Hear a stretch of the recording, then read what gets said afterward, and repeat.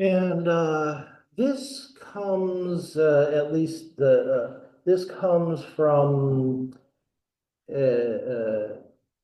Giorgio Vasari, who was an Italian artist and scholar who compiled lives of the artists. I think it is actually, if you wanted to be more specific, it is lives of Italian Renaissance artists. And so here he's talking about Giotto. This is the same story that is also shown in the reading from Csikszentmihalyi. I'm going to actually bring that one up. I think this is right. So Csikszentmihalyi is a psychologist who I mentioned actually in the second week of classes about the relationship between creativity and spirituality. Csikszentmihalyi is a psychologist who is recently deceased, but he was primarily focused within psychology on the topic of creativity. And he and a few other scholars are in this area of psychology that is creativity studies. And creativity studies really emerged in the middle of the 20th century. And this story about Giotto is one of the key stories that Csikszentmihalyi likes to refer to. And I'll just summarize the story. This version here gives a lot more detail. The story is quite simple in a way, but it has to do with an envoy traveling through the countryside,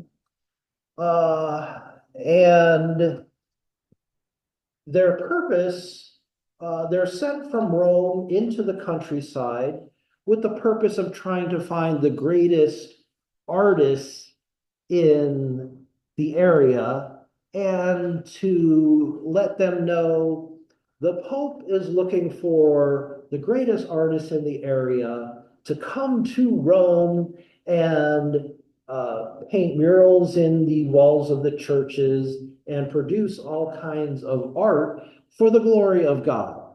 So this envoy is traveling through the countryside and comes to the point of basically being lost.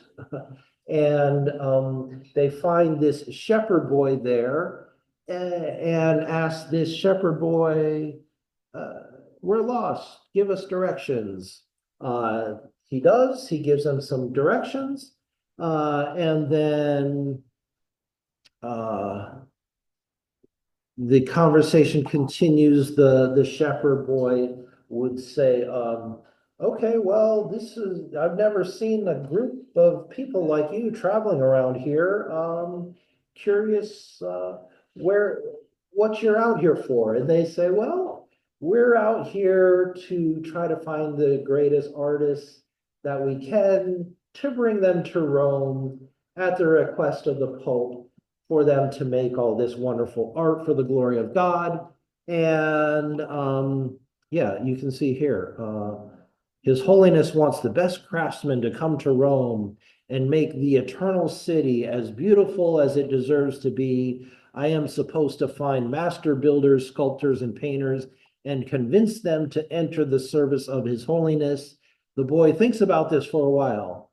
How do you find out who the best craftsmen are?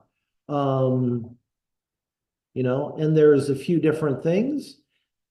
This particular person then says, I give them a test and see who is able to draw a perfect circle by freehand. And here it says, this boy takes a little piece of charcoal and a slab of stone and draws a perfect circle. And so they say, wow, I think, yeah, I think you get the message. Uh, they say, okay, that's incredible. We'd like to bring you with us. So this is kind of the story. And here Csikszentmihalyi continues. This is a version of the story of how the great painter Giotto was discovered, a story that all school children in Italy have heard or read at some time or other, probably many times through their lives.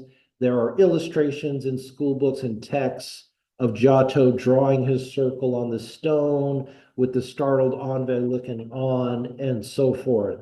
And so then Csikszentmihalyi takes another turn and says, unfortunately, like many good stories, this one reflects more our psychological needs than reality. So here is where Csikszentmihalyi starts to take his own little turn to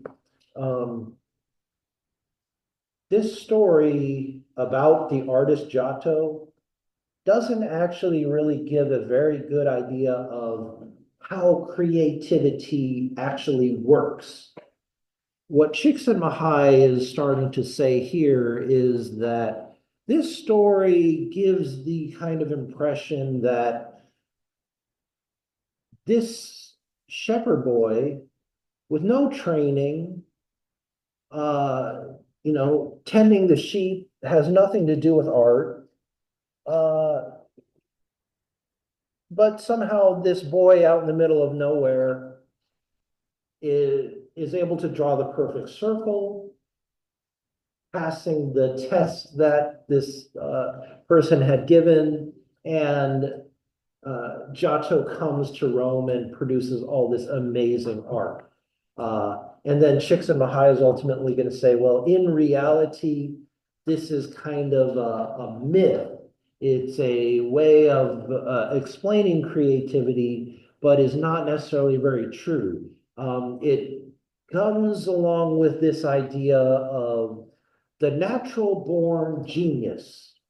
And this kind of idea prevails. Perhaps notably here, Mozart. So Mozart being someone who I think he was probably playing instruments by the time he was 3. He might have been writing some kinds of music by the time he was 5.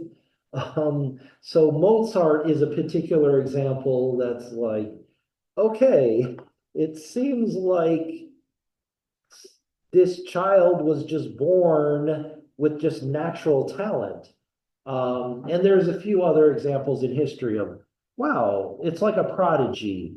And this is how creativity works, is just that people are born with it. Michelangelo could be another example. From a very early age, people were just amazed, like, wow, where did this basically child learn how to make this incredible art? Now, Csikszentmihalyi then gives further explanation to say, in reality, even those geniuses, such as Mozart or Michelangelo, in both of those cases, Mozart was from a musical family, Michelangelo was from an artistic family.